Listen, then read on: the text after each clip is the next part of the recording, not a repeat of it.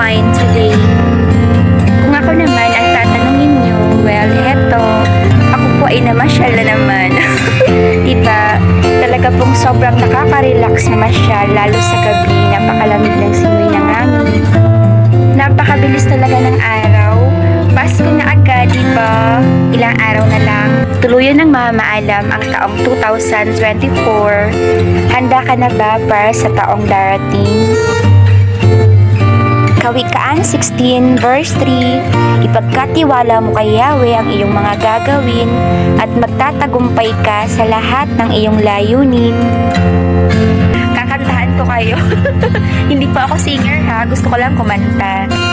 Pag-ibig ko'y iyo, kahit na hindi Pasko, ang buhay kong ito ay laging laan sa'yo. Alam mo ba, ikaw na sarapan ko, palaging tatandaan, kamahal-mahal tayo, minamahal niya tayong lahat. Once again, Merry Christmas! Kumain ka ng marami ha. Ako, hindi na muna ako magda-diet.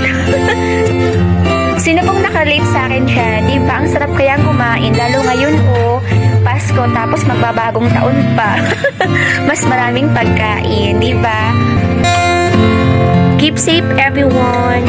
God bless us all.